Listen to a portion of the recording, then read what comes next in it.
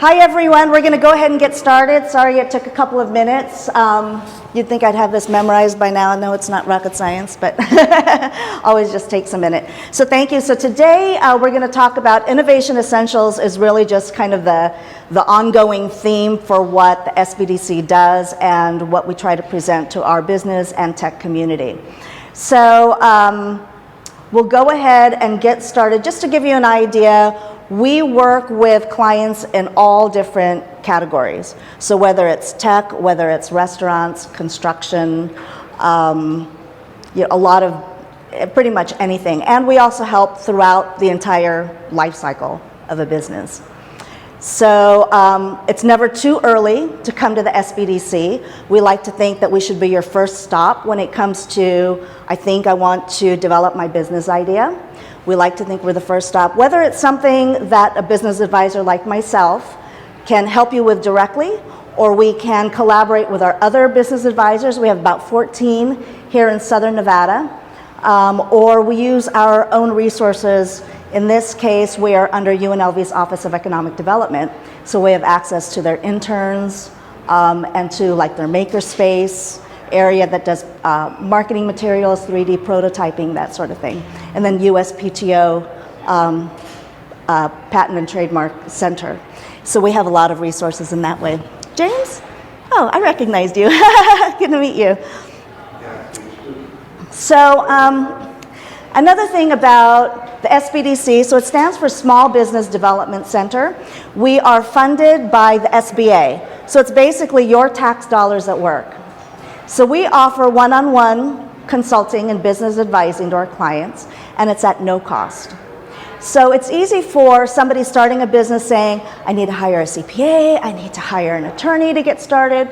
Well, there are a lot of things, especially now with technology, where it's do it yourself. And so we can just help you with that process, demystify. I love that work that Patrick used earlier. We demystify that process for our clients.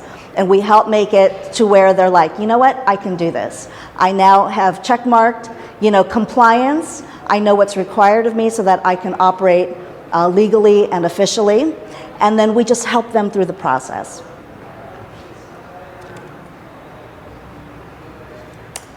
Hang on.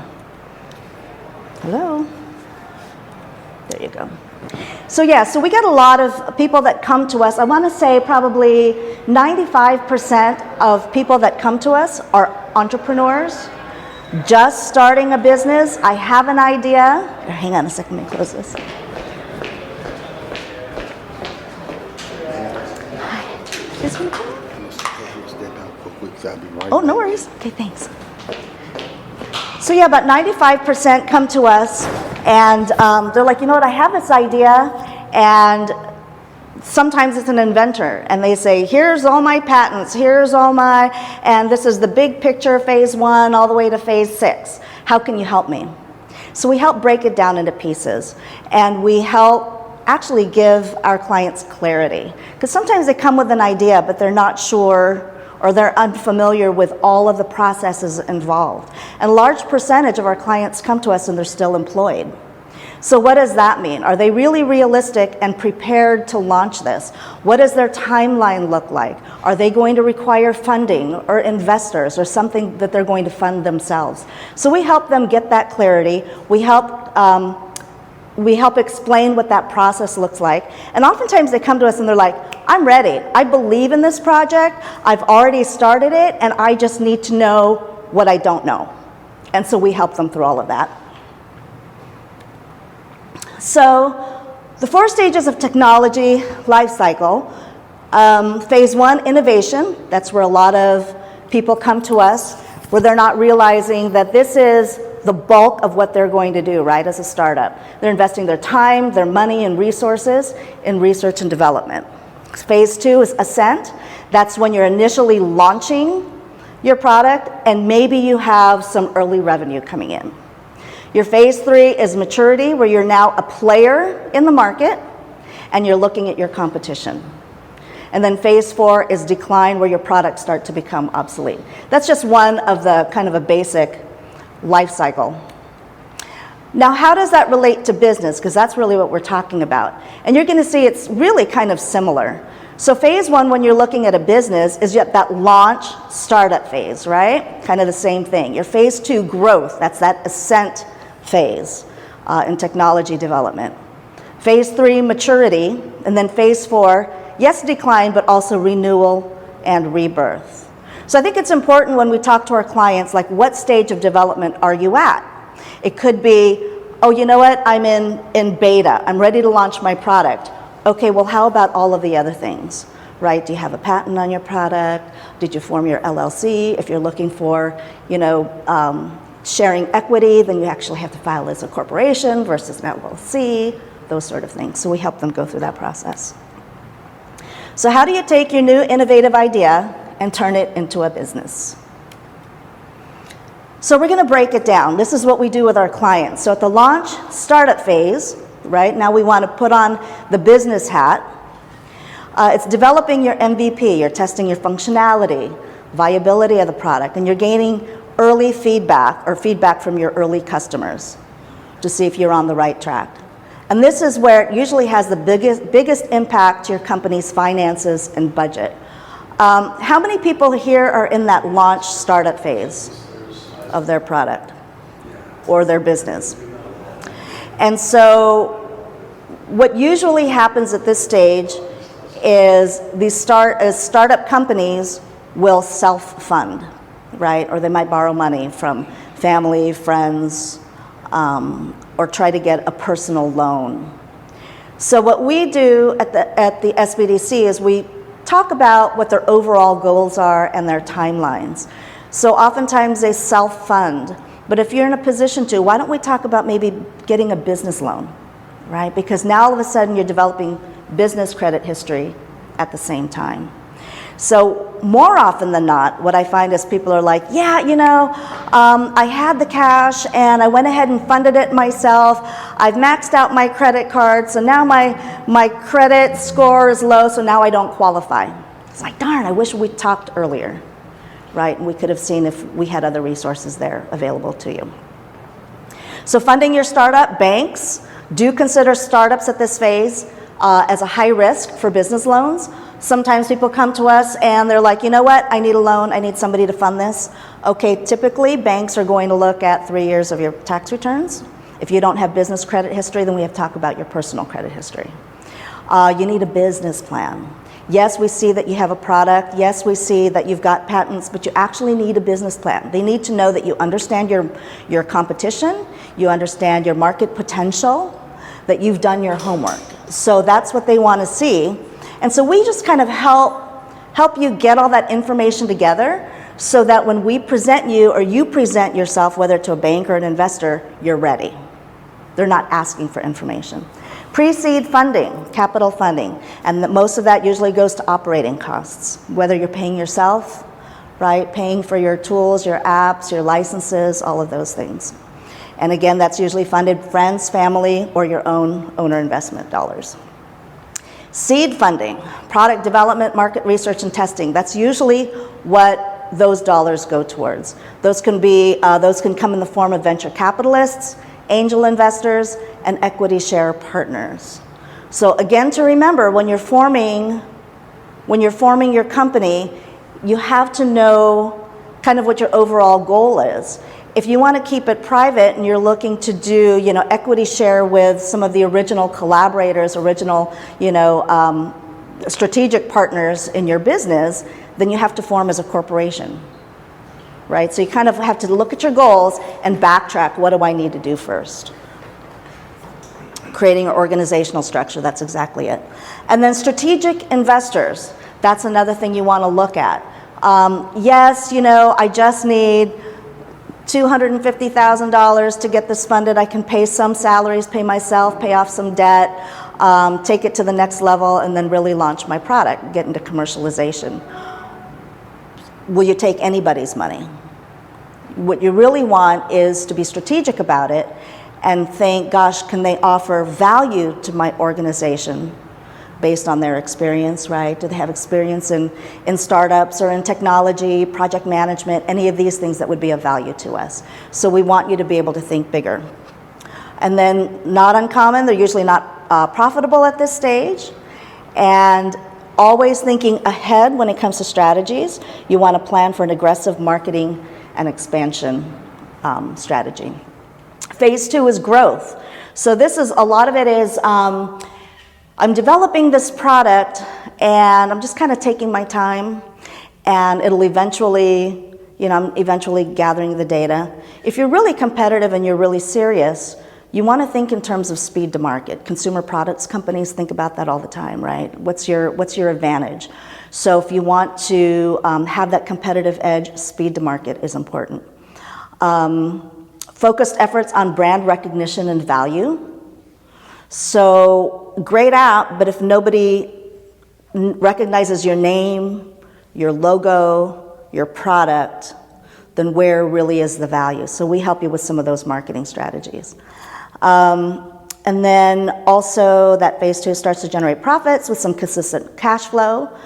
Business starts solidifying its position in the marketplace. You know your competitors, you know your market potential, you know what's available, big scale global, down to your local level. Who is your target audience, and what is your strategy with that? Your internal strength, this is really key, that organizational structure. We, as CEOs and founders, presidents of companies, I've owned a couple of companies myself. I have a separate tech company in addition to SBDC. You wear multiple hats, but you can't do it all yourself.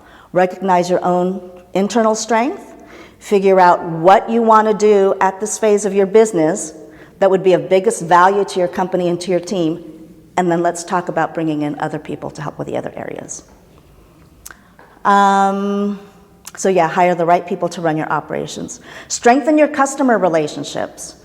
Okay, if you're developing an app, or you've got a SaaS platform, a subscription-based model, who else are your customers? Can you have advertisers? Can you have sponsors? So really identify who could benefit from marketing to your customer base, if that's something you want to do. Organizational efficiency. What are you using internally for yourself and for your team to stay organized? I have a client that came in, he says, oh, I don't need it. I have all of my clients on an Excel spreadsheet, which is great. At least he has a list of all of his contacts, but how do you go in and do your follow-ups? If you're going to send marketing material, if you're going to do a mass email campaign to let them know of networking events you're doing, of new product releases, all of those things. So having those internal tools is really important. Also financials. A lot of people don't think in terms of, what do I need if I'm just a startup? I'm just sort of paying out of pocket for this license, for that. It's really important to capture all of those startup costs, include it in your business plan. So even if you think, gosh, I wasn't running it as a business, I was just starting, banks want to know that, investors want to know that. They want to know, what, I probably cashed in, 30 grand, put it in on credit cards and stuff, but I needed it to pay for XYZ. They want to see that. They want to know that you have skin in the game. So it's important to be able to document it, right, and to be able to show evidence of that. And then also payroll and HR. How about hiring employees? Okay, you can 1099 developers and coders and other people, but Department of Labor is getting really, really strict on who they consider a W-2 employee versus 1099 independent contractor. So I think that's an important conversation to have depending on what your growth strategy is, and plan for it ahead. If you are going to, whether 1099 or W-2 people, are you going to use a payroll service, or are you going to act as your own bookkeeper? Okay. Once they're W-2'd, you're dealing with payroll taxes, remitting them to government agencies. So it's not hard, but there is kind of a list and a process to follow. So we want to be able to simplify that for you. And then also in that growth phase, you want to be able to look at your competitors and analyze where are they in their development life cycle. If they're kind of old school, they've been around 20, 25 years, and their technology is becoming obsolete, they're not doing very much to re-identify, rebrand themselves, that's a great opportunity there to see if that's a market that you could potentially capture. Important things to look at this stage. And the maturity is really when you're stable, things slow down, your growth becomes more more like economic trends, right, or similar to your industry. There's some acceptance of your product and some stability there. And then there are new competitors coming into the marketplace. Competition is always really good, but it's always great to see when they try to mimic you, right? It's like, okay, we're doing something right. But it's important to stay on top of that. Your professional management, this is where it's like the maturity phase. What role are you? Who do you have in place to run your day-to-day? And your business should be dependable, consistent, and predictable. Major technology breakthroughs and disruptions are less common. And then this is really where you project out where do we want to be in a couple of years. Because if you're not doing new innovation, you're not introducing new products, potential new revenue streams, then do you all of a sudden hit that decline phase? So what does that decline phase actually look like? How can you feel it? How can you preemptively put some strategies in place? It's when that market share diminishes, your product is starting to feel outdated. That's some of the feedback you're getting.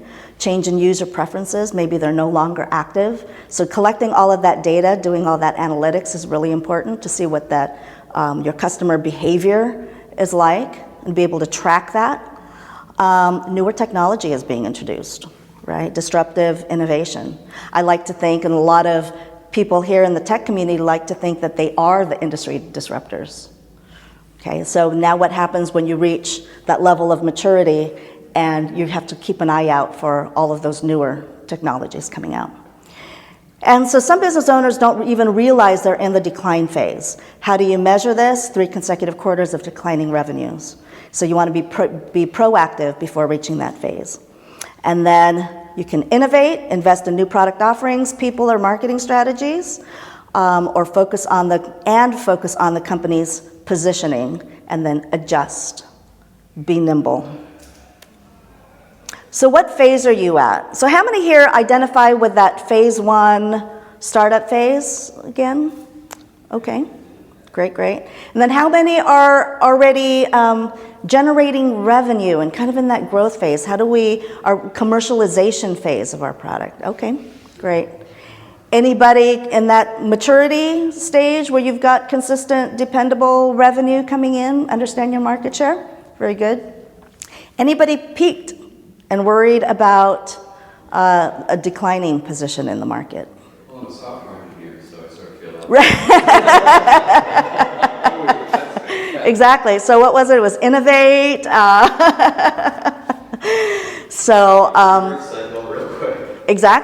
Exactly. And sometimes it creeps up on us, right? Because everybody's got NDAs. People have patents on their products and their apps and stuff, and so it's like, how do you even know? You only know that you've become obsolete when all of a sudden, boom, somebody's got a really strong marketing strategy, and now you're hearing about them for the first time, and you're like, oh, dang. So how can the SBDC help you? Again, we're going to kind of put on that business hat, right? So SBDC is your first call to start and grow your business. We promote economic development across the state by providing confidential business advising and training at no cost to you. Again, it's funded by the SBA. So the SBA, Small Business Administration, they tend to focus on loans. So if you were looking to get a loan from your bank and they were like, you know what, you're a startup company, you're a high risk, you don't have business credit history, let's take a look at the SBA, who can then kind of guarantee your credit worthiness. It's kind of like an FHA loan for homes. So the SBA is federal agency, so it's your tax dollars at work. And so when the government says we are investing in small business, this is what it looks like. They put money into these small business centers so that we become the outreach arm for them to get into the communities and really help you to develop businesses. And this all impacts us at the local level and then all the way up to the federal level. And as long as they're seeing the impact at these levels, then the government keeps funding it. But it's your tax dollars, ours. So we're proudly supported by the USBA, and then we have probably, I want to say like 56 centers around the country. So we have at least one in every state, and they're usually tied to a university. So ours is in cooperation with UNLV. Office of Economic Development. We're at the Blackfire Innovation Center. If you guys haven't seen it yet, let me know. I'll schedule the tour. It's very cool. I have robots outside of my office and everything. So. You say like 56 locations around the country? Yeah. Usually, but not all the time, affiliated with the university? Or is it all the time? I want to say all the time. However, we have like sub-centers. So here, even though we are in cooperation and partnership with UNLV, we also have centers like at City of North Las Vegas, City of Henderson. We have an urban chamber. So we also, we are a resource for all of the business chambers locally. So you can. You guys work with other states as well?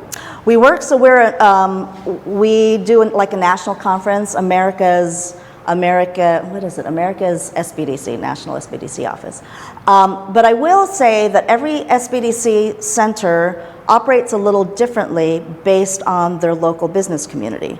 So here in Las Vegas, we have so much growth happening, and I want to say just in one or two sectors, but really all over.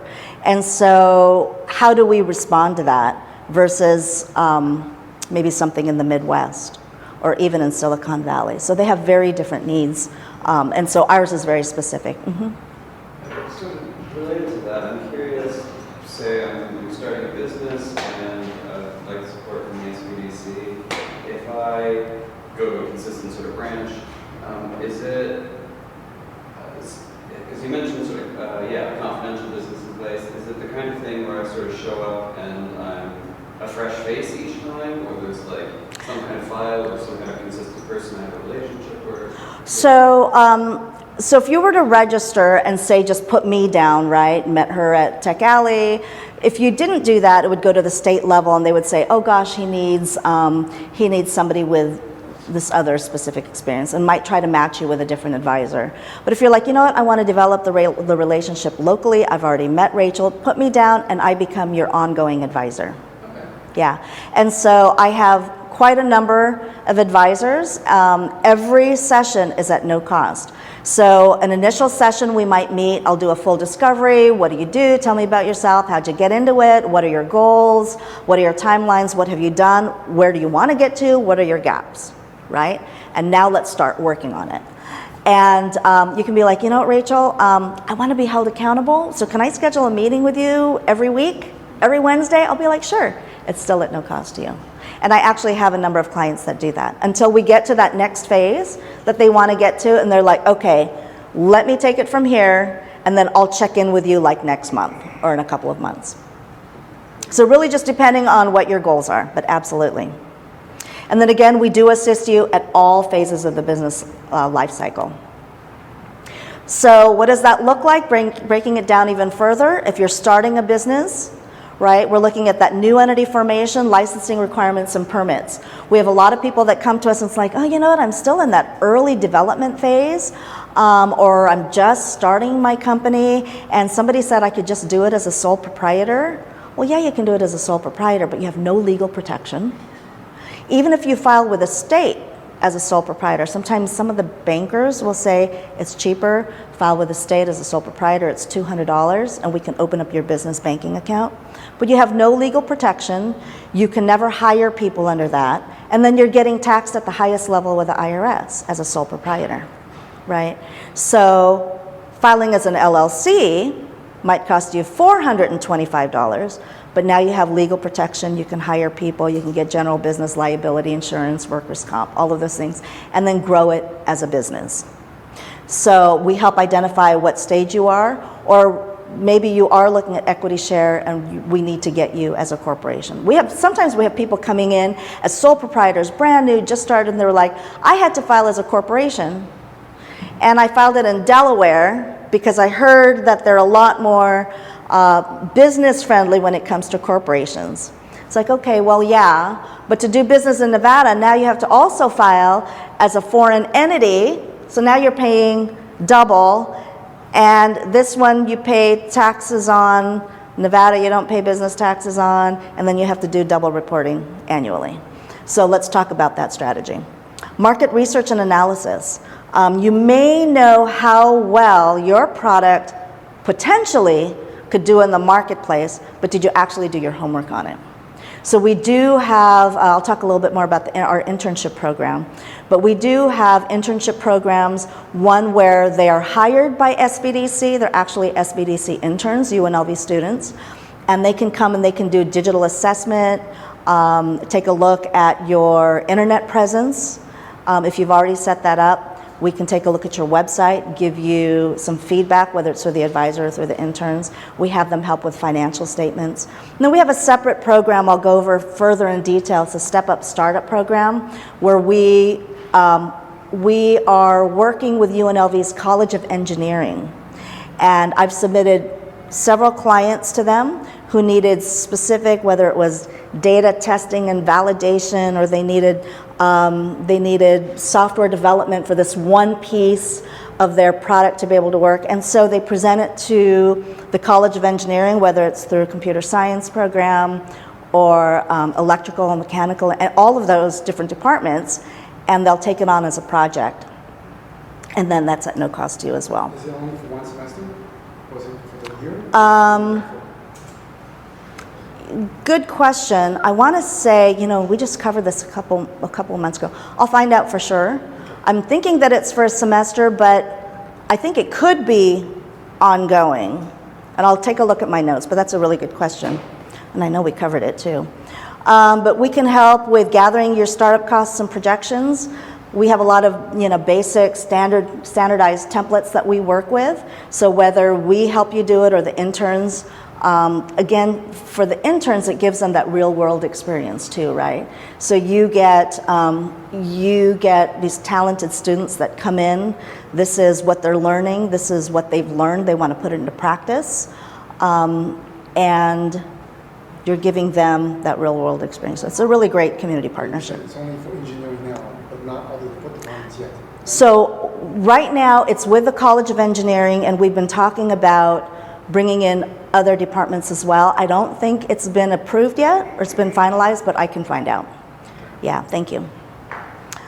And so yeah, starting a business. Oftentimes I get companies that come in, and it could be, gosh, I had one that's opening up like a carpet cleaning business, right? And it's like, I just want to do something on the side. I'm kind of in between things, and this was a franchise. It made a lot of sense financially. How do I get customers? So then we talk about that marketing strategy, or using social media. What does your website look like? Networking. And great thing with Las Vegas is we love to network here. We love meeting people, seeing who's doing what, see who we can connect them with. But it's just which ones are worth going, because there are so many. So we try to help them with that as well. Business plans, we actually help you put that together. Again, they don't just want to see what your product is, but they want to know about you. What was your why in developing it? They want to know your management team. Is it just you, or do you have like advisors that are helping you as well? That's going to strengthen the position of your company in their eyes. And then also I wanted to go back to the grants and funding. So funding, we had talked about private investors, we had talked about bankers. There's also CDFI, which are more like community fund groups. And then there are grants available, not as many available for-profit, mostly for nonprofit, but there are some. And then UNLV itself, we have kind of a grant partnership with people in the tech community where we're actually looking to invest in their companies and then become kind of an equity partnership. We're still kind of working on what that looks like, but something along that line. So anything, especially dealing with sustainability, healthcare, big things for us, and technology, obviously. About education. Pardon? About education. Oh, education, absolutely. Absolutely. And we want to think about the growth of Vegas. So what are our needs going to be? We already have issues with kind of the standing of CCSD, right?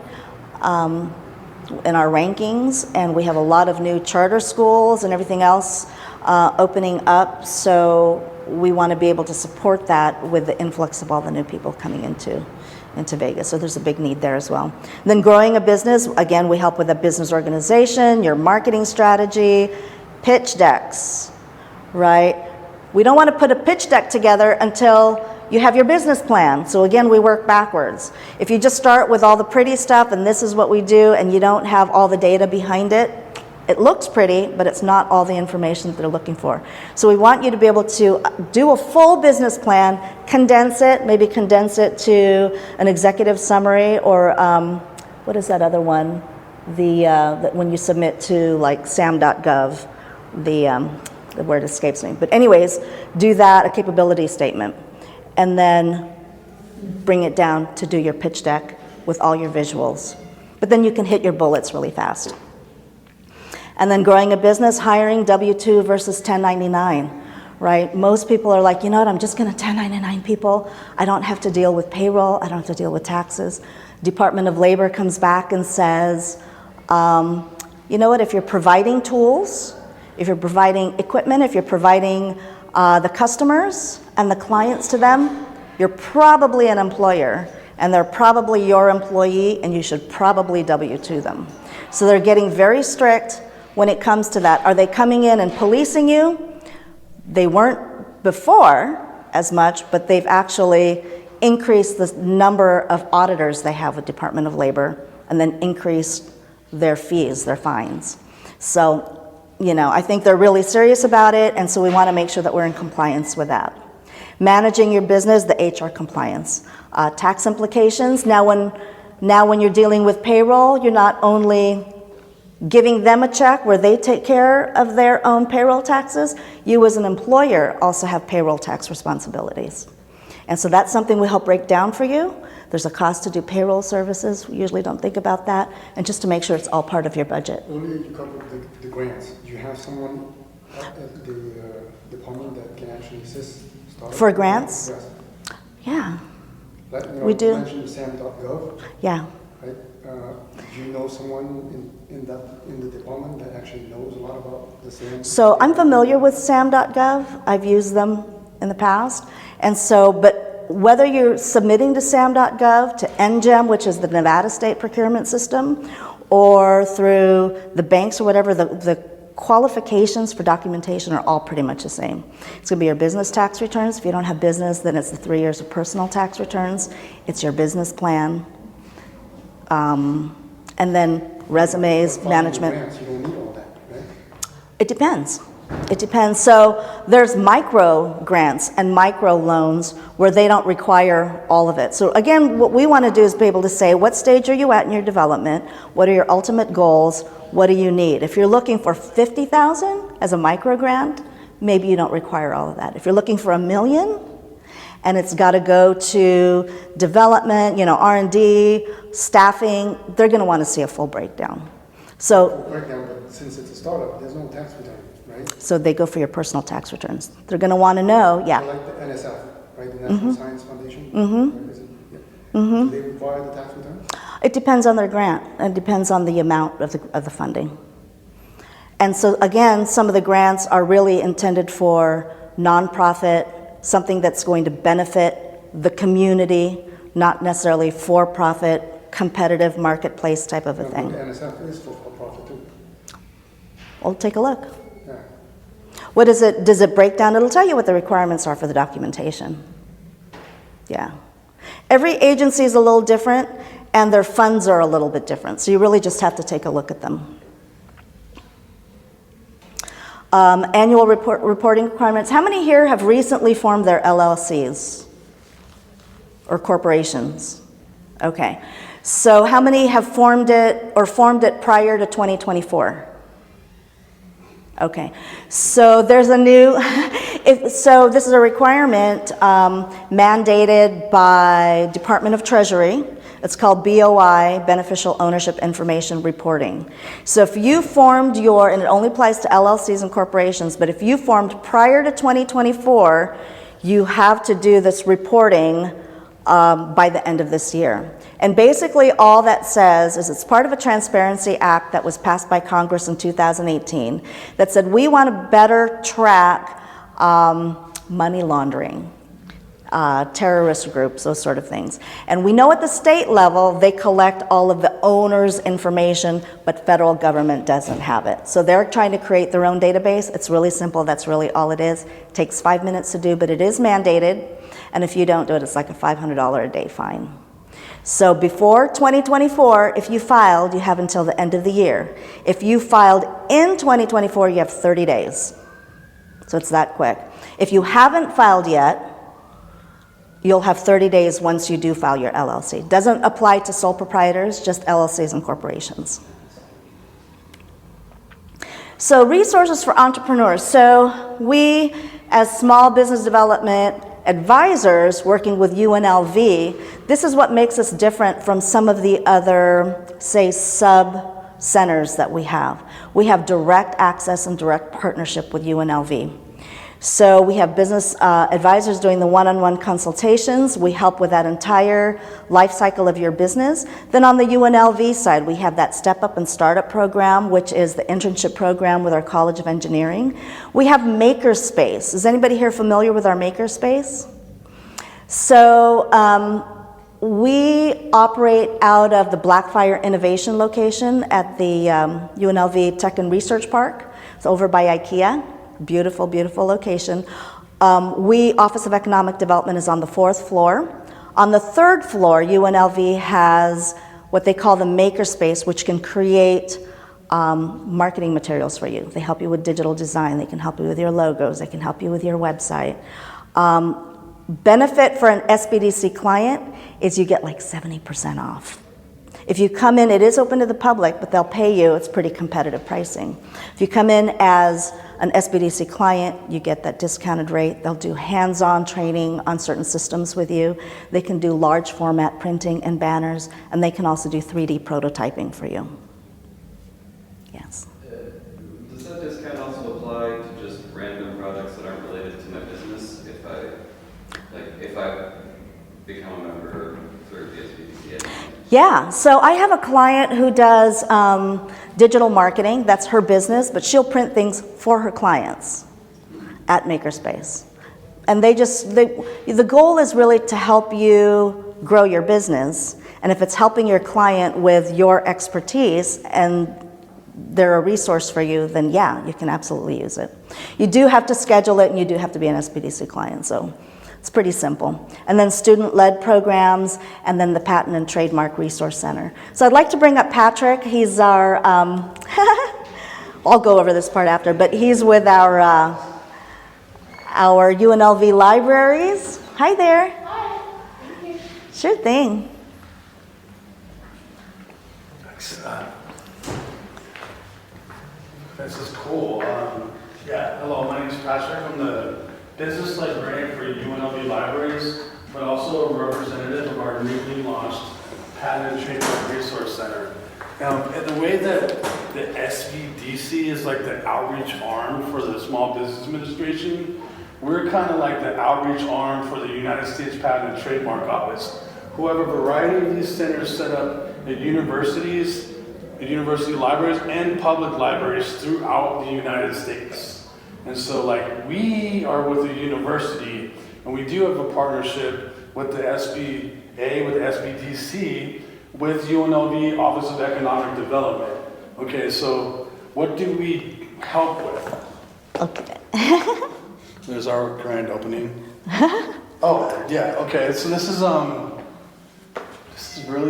like a little mock-up of our website, which actually exists. So if you Google UNLV PTRC, well, this part is like, we're located in the UNLV campus in the UNLV Lead Library.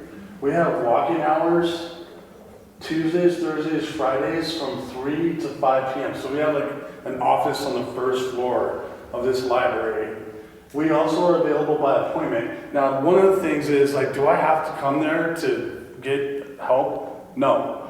You can request like a virtual consultation, you know, because like parking and stuff, Fridays it's free after 1, but don't tell anybody I said that. I didn't know that. So we're available we offer the walk-in hours, so that is an option, but we also offer appointments in the center or digitally.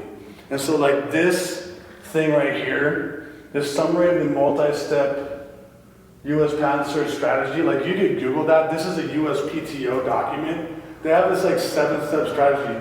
The idea is we can help you with this. Like We don't execute searches for you, but we can kind of demystify from going from a basic preliminary search for patents or trademarks to getting into a more in-depth search. Whether you're going to file yourself or you're going to use an attorney. We kind of go through this strategy of this. I'll go one more for you. Thank you. And I did do that for you. This is. Is that okay? I tried to do this. I tried to find something that was like one page for the patent application process. And I see websites, like if you Google it, you'll get like a couple pages digitally. But this is like a flow chart of the process. So, it's like, so I'm going to try to explain that. What we help with is what type of intellectual property you need. Copyright, trademark, patent, what type of patent? We try to demystify that and the process for applying for that. So the most common is a utility patent. That's like if you invented something that does something. Now there's design patents. That's how something looks. It's a much simpler process. There are plant patents for like newly discovered plant species. Most of the time we deal with like utility patents or maybe design patents, right? But so the thing of it is like, if you're gonna try to get funding, when you see patent pending, you probably all know this, but like, that means they have what's called a provisional patent on file with the United States Patent and Trademark Office. That's a very simple process that gives you a filing date. That means as you go out and disclose your invention, if someone tries to file what you did, they can't skip your filing date. It gives you 1 year of protection while you file a full patent application. So then we can kind of explain that, how to apply for a provisional patent, when to do this, and then what type of application. But also, like, first, you want to do a patent search, see if it's already been patented, or if what you're doing is different enough, things like that, including trademarks. It's called a patent clearance search. So you're not infringing, or a trademark clearance search. And then you can then decide whether you want to pursue an application, and then this flow chart. So then at some point, if you file the full patent application, it gets evaluated. That could take 2 years.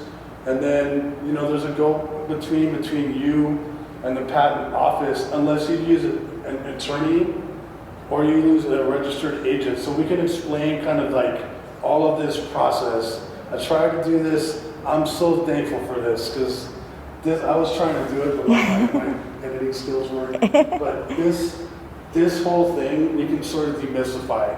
Because it's a very iterative process, as this demonstrates. And then it's like, well, do you want to file internationally? And so we can help demystify this process. Is this the last one, or do I have? I think that's the last one. So we have a website. It's UNLV PTRC. It shows you where we're located. It has my contact information from my colleague Youngwoo Bang, who's a research librarian in UNLV Law School. We're both representatives. And then this website also explains what we do. We're having an event to celebrate World IP Day at Blackfire Innovation, Friday, May 10th from 10 a.m.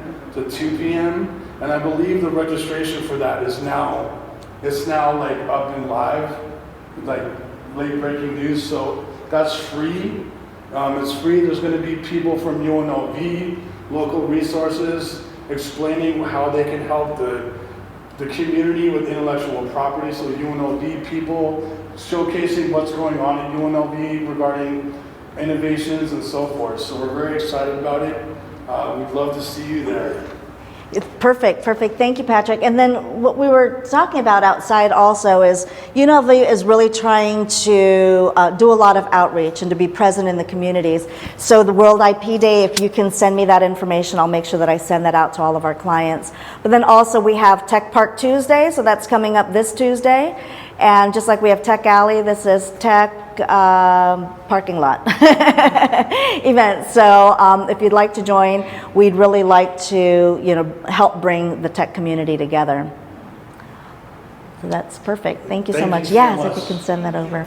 And then we'll be around, he'll be around also to answer your questions. So I do want to go back and talk a little bit about that Step Up Startup program. So it's a new internship program. Oh, actually, before we do that, any questions for Patrick? I want to make sure. That.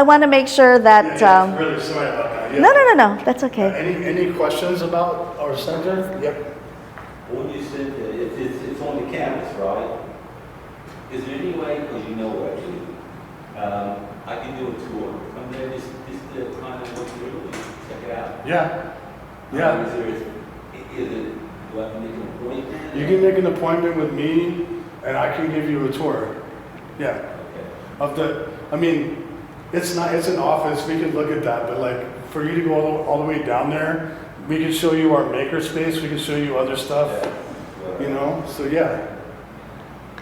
And then also with the business advisors, even though we have centers, we have very few walk-ins. A lot of us work remotely or we're out networking, doing outreach, or visiting client sites. So best thing to do is, I believe we should all have like our calendar links on our signature lines, so when you register with us, you just book it directly there. And probably the easiest and best way to get hold of us. So and then we can give you tours. Yeah, I have a question about supplemental register. If you're on that, to what extent have you seen people move to the principal register within what period of time? Like, what are the factors that contribute to that?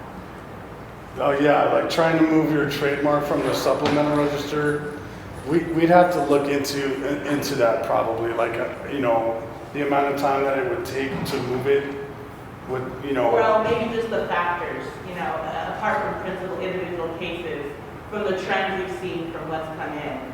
I think to one answer I would say of the factors is that typically it's, in a sense, acquired distinctiveness is a factor that people use to prosecute that, to make their case for moving from the supplemental to the principal register. Okay, and acquired distinctiveness, like for a high school student, how would you explain that? Good point, because we're making a workshop series. Explaining that to a high school student about that is probably using examples of things that have developed acquired distinctiveness over time, or showing examples that are like in the real world of something that might have been there and been able to achieve that. Yeah, because that's it. To explain that to That level of education. Okay. Do you have an example? oh man, not off the top of my head. That's a good one. Okay. Thank you. But I mean, in terms of, I get people use, these aren't from the supplemental registers, but typically things like Xerox and but some things become acquired distinctiveness, and there's all sorts of interesting court cases too. Like that's kind of high level for a high school student, but there's some interesting things like with challenges and court cases, which are interesting. Like, this isn't even related, but like Apple trying to have like trademark around the green bubbles for their chat thing. Like examples like this that you can find, and I wish I had it on the top of my head though. But that's because we're trying to develop a workshop series for UNLV students.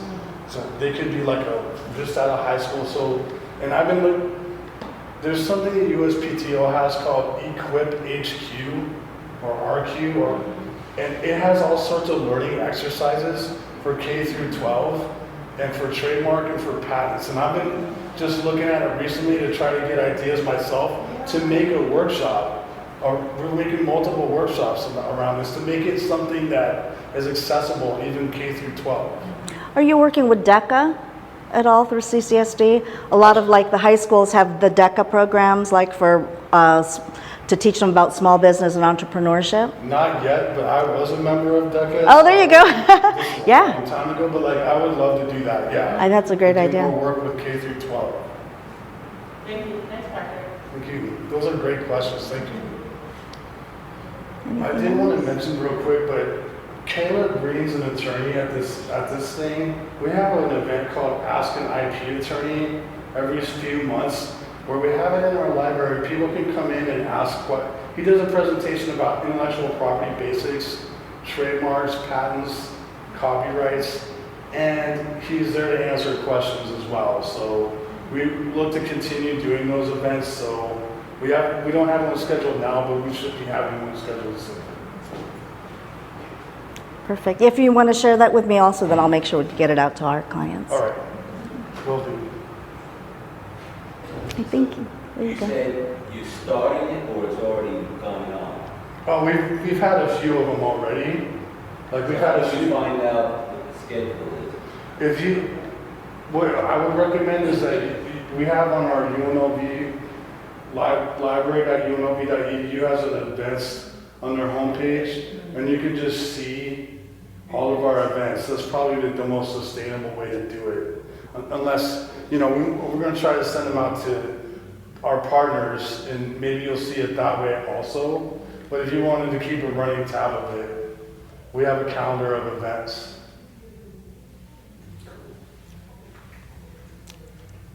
Perfect. Thank you. Thank you. Thank Further you. questions? Yeah, and then again, we'll stick around afterwards. But I did want to quickly go over that UNLV Step Up Startup Internship Program we had discussed. So it's a new program designed to connect UNLV students with local startup companies, and it's funded by Nevada Governor's Office of Economic Development. This helps with talent retention. So a lot of times, so if you wanted to start with an intern, they learn your business. They become an expert in that area that they receive training on, and then once they graduate, they would be a great addition to your team, convert them to a W-2 employee. And that's kind of a goal for the program. Increased exposure to local employers, and then it's a valuable resource for growing startups. But what does that actually look like? So UNLV says that you can participate in the program if you can fund the student's salary, a minimum of $18 an hour, and then they will reimburse you after 30 days. Okay, so they don't pay for it outright. You have to be able to have it in your budget. And you do have to W-2 them, so we do have to have that discussion regarding payroll taxes and being in compliance. But you can hire your own students. So if you have, you know, a friend's kid that's a UNLV student, and you're like, gosh, you know what, they're a math major, accounting major, and that would be perfect, you kind of need help with, you know, on the finance side of the company to help us with these financial statements. You can submit it to UNLV and then do it that way, or you can request for them to match you with a student. So students gain experience in their field of study, and then it helps them build a professional network while they're still in school. Different types of internships offered: project engineering, computer software engineer for 3D design, database and API intern and React Native developer, electronics engineers, and tech platform developers. And again, we are looking to expand that to include other departments of UNLV. I'll keep you guys updated on that. And yep, Tuesday, if you guys want to come by, and let's keep the community, our tech community going, and offer more of these outreach networking opportunities. Then that's my information.